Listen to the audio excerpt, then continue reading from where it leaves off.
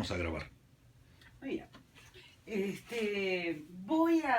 cambié la idea de preguntar sobre el rap por básicamente por razones de tiempo y paso a una pregunta más literaria porque me interesa directamente. Tenemos en un momento en la Cuba actual un jefe de ediciones de Casa de las Américas, una de las ediciones más importantes en las Américas, que es afrocubano y que eres tú, hasta 2013. Del otro forma, de la otra mano, tenemos una escritora, directora o presidenta, no sé cuál es el título exactamente, de la Unión de Escritores y Artistas Cubanos, que es Nancy Morejón, que es afrocubana. O sea, llega un momento que tenemos protagonismo, importantes casas, las Américas y la UNIAC, donde sus ejecutivos, la cabeza, son afro.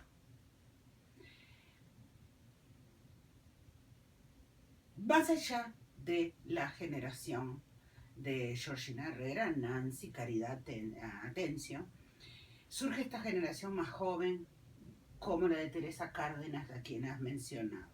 Mi pregunta es, ¿dónde se ubica en la intelectualidad cubana la obra de Teresa Cárdenas, que en mi opinión es una de las mejores escritoras, no solo de Cuba, ¿no? De las Américas en este momento, por su calidad literaria, por su sensibilidad, por muchos factores que se pueden ver? ¿Dónde se ubica en la intelectualidad cubana en general y en la intelectualidad afrocubana en particular a esta autora? Lo interesante que pasa en este siglo es que en la intelectualidad cubana los escritores negros tienen un espacio de visibilidad y de reconocimiento por sus temas, por su calidad, por el creciente número. Esto viene creciendo mucho también, porque siempre eran excepciones encontrarse a Nicolás Guillén, a Nancy Morejón. Yo creo que hoy es un grupo de gente que son también varias promociones de escritores cubanos. Está un poeta como Domingo Alfonso, de la misma generación de Georgina Herrera, pero está también una narradora que ha publicado sus novelas ya en el siglo XXI, como Marta Rojas. Hay un excelente narrador como Eliseo Ortunaga, que ha hecho varias novelas, ha terminado una sobre el Partido Independiente de Color, una novela preciosa, me parece una novela hermosa, profunda, donde las relaciones amorosas entre los negros están contadas como se cuentan en otros lugares, pero solo para blancos. Y esa novela va a dar que decir. Hay una nueva generación de la que formamos parte: Caridad Atencio, Julio Miján, Antonio Armentero, Rito Ramón Aroche, Julio Moracén, Víctor Fowler, Marta Lesme, yo mismo y otros que se me olvidan, que tenemos una formación suficientemente docéntrica, que es la formación cubana general, pero nos encontramos con Walterio Carbonell en los años 80 en la Biblioteca Nacional, cuando nos leíamos a Rimbaud, nos dijo: ¿ustedes nos han leído a Senghor? Y se reía de nosotros, y nos puso a leer a Senghor, a Césaire, a Chaka, al Decamerón Negro, a las grandes obras africanas que se habían publicado en Cuba en los años 60. Yo tengo una colección donde está El bebedor de vino de Palma, El bosque de los fantasmas, Mestutola, Un trozo de madera de Dios de Sembén. O sea, toda esa narrativa, el boom de la narrativa africana en español se hizo en Cuba. Más de 60 novelas más de 60 libros de la tradición literaria africana. Walterio Carbonell nos puso a leer todas esas cosas y nos dio la conciencia, primero de la diversidad y luego de la racial y luego la problemática nuestra dentro de Cuba. Y esas cosas, que fue a finales de los 80, empezaron a dar frutos a los finales de los 90. Esos somos los que estamos haciendo estas cosas. La generación de Teresa Cárdenas, un poco más joven, otra promoción, yo creo que tiene una conciencia racial suficientemente consolidada y habla de esa fuerza, de ese reconocimiento, de esa vindicación. Y que ya hay tendencias, hay líneas literatura que se escribió los negros en Cuba. La novela de Marcial Gala, La Catedral de los Negros. Pero ella tiene cierto, está reconocida como... Yo creo que Teresa escritora, Cárdenas tiene un gran reconocimiento como escritora. Es interesante que los temas raciales se dan y se premian en principio en géneros como la literatura infantil y el teatro, que digamos no serían los géneros más centrales de la literatura como la poesía, la novela, etc. Teresa Cárdenas desde la literatura infantil, la literatura escrita para niños y jóvenes, con una evidente influencia, digamos, de Toni Morrison o Alice Walker, publica su libro Cartas al Cielo, que es una crítica desde una niña sobre la madre que fue prostituta, que se suicida, la relación de su abuela y la religiosidad, se enamora de un niño blanco en la escuela, todos esos conflictos. Ella le escribe a la madre, Cartas al Cielo.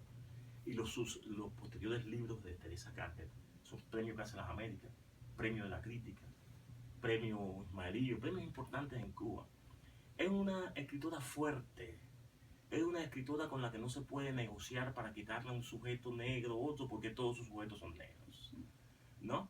Ahí no hay manera de mutilar ese pensamiento renovado, ese pensamiento vindicativo y valiente, sin una dosis de miedo en la obra de ella y con muchas dosis de ternura. Está escribiendo para niños, está aclareciendo cosas, está dando argumentos a través de la poesía, a través de la ternura, todas estas cosas. Yo creo que tiene una obra muy fuerte, Teresa Cárdenas. Además es una excelente narradora oral en su conversación con los niños. Yo la he visto la atención de 100, de 150 niños mientras Teresa habla y hace un cuento africano, mientras se viste, porque es una mujer también bella, preciosa, de piel bien oscura, y se pone esos trajes africanos lindos.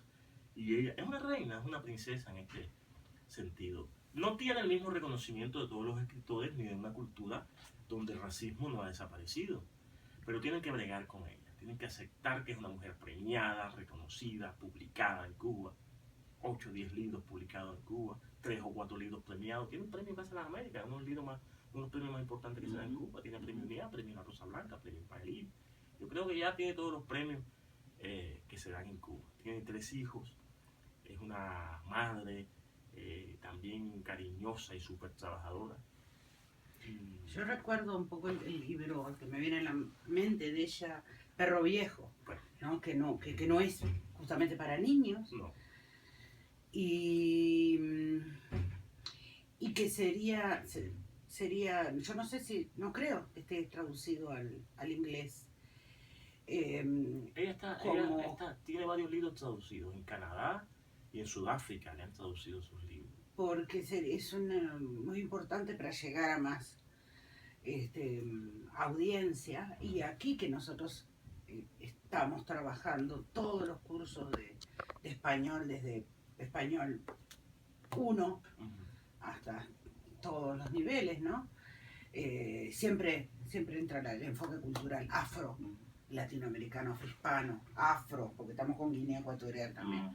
Entonces sería la obra de Cárdenas, entre otras, ¿no? Pero realmente me impactó, yo no la conocía, y un poco ver una mujer que tiene tantos premios, como premio de Casa de las Américas, y que vive en unos niveles de pobreza importantes, Vive mal. Para mí fue muy fuerte. Me hizo acordar a Carolina de Jesús, la brasileña. De la favela. Sí, que el cuarto de la favela. No quiero decir que ella viva en la favela, no. Simplemente estoy diciendo esa comparación de grandes escritoras y viviendo en condiciones de pobreza extrema. Entonces, cuando una persona es una personalidad, sí, literaria, no hay cierto... el gobierno, el Estado, la UNIAC, alguien no se ocupa de ese tema. Bueno, el problema es que ese tema económico en Cuba no solamente para escritores, para todo el mundo. Te puedes encontrar un médico que viva en solar también, un ingeniero, todo eso. En el caso de Teresa, bueno, ha sido invitada a varias ferias internacionales del libro. Ha sido invitada a otros países donde, por supuesto, le pagan bien sus conferencias, sus narraciones orales, sus sus intervenciones, etcétera, los derechos de autor de sus libros, que le pagan un poquito mejor también, pero la condición del escritor en Cuba no es una condición profesional. Tienes que buscar tiempo para escribir fuera de todas las tareas posibles, y ella es una ama de casa que cría a sus hijos y escribe, y tiene una visión de la vida a partir de esas propias vidas, de las lecturas que ha hecho. Ella fue bailarina, hizo muchas cosas, bailarina, actriz, pero se ha dedicado a la literatura, eligió la literatura, finalmente. Y de vez en cuando la ayudan, no se la llevan a varias ferias fuera de la ciudad, etcétera. Eso se paga relativamente bien en Cuba, podemos decir, pero no tiene, digamos, una pensión o algo por el estilo, y es lo que pasa con otras profesiones en Cuba y con otros escritores cubanos igualmente, ¿no? Que la lista puede ser larga y puede ser humillante en algunas personas que tienen una gran obra. Lo que vimos la otra noche de Buenavista Social Club aquí, donde estaban la mayoría de esos viejitos, en el olvido, la marginalidad, la pobreza, Laín Ferrer y otros tantos. Entonces ahí llegó el boom de alguien que dijo: hay que hacer un disco con estas personas que se van a morir. Y hizo el disco con esas personas, y durante 10 años esas personas le estuvieron dando mucho dinero a esos empresarios. Ahí se mete el problema económico en Cuba. Por encima de la situación económica, etcétera, hay que decir que ella ha hecho una obra de una capacidad de resistencia ante esos problemas. Ha escrito esa obra en esa cotidianidad donde tú la conociste. Y es una obra de una altura y de un nivel, no solamente para Cuba, como tú bien dices, para cualquier país. Perro Viejo es una novela para jóvenes, no para niños, en una dimensión, digamos, de la reivindicación del esclavo, de la vida cotidiana entre los esclavos y lo que significa una persona vieja dentro de los esclavos. Lo que significa un viejo, que es lo que se ha perdido en las culturas occidentales. Porque nosotros hablamos mucho en la literatura de cimarronaje o de la esclavitud, la obra de Manzano, ¿no? El clásico Manzano. Yo creo que ya hay que poner a los dos, hay que poner el libro, incluso es un estudio hasta comparativo se podría hacer entre las memorias de un cimarrón y esta versión de Perro Viejo que hace Cárdenas, donde es otra voz, ¿no? O sea, hay voces muy diversas. La voz de Reyita, la madre de Daisy Rubiera, que ella le hizo el testimonio, es un libro que salió a finales de los años 80 en Cuba. Ese Reyita, que es el libro quizás que más dialoga con Cimarrón, porque es un testimonio de una mujer de más de 90 años que le hace a su hija, y habla casi de los mismos eventos que Esteban Montejo y Cimarrón, porque vivieron en la misma etapa también.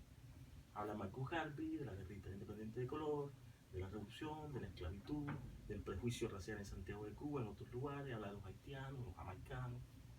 Entonces es muy interesante, pero hay otros testimonios. Es un género muy interesante. Es un género muy interesante que ahora va emergiendo, donde la gente dice cosas y donde hay mucha mezcla, muchas novelas de investigación historiográfica, de testimonio, y todas esas novelas, toda esa ficción que ha escrito Eliseo Altunaga o Marcial Gala o Marta Rojas, está llena, está mezclada de estas cosas. Biografías familiares, investigaciones historiográficas, el mundo de la ficcionalización, donde se reivindica esa condición humana de esas personas, que no era una condición inferior. A veces era incluso una condición superior, por todo lo que tenían que soportar y resistían todas esas cosas. Yo creo que hay muchas voces hoy. En la poesía también hay voces. Por ejemplo, hay una voz muy interesante como la del Ambia, Eloy Machado. El Ambia escribe poesía. Era un albañil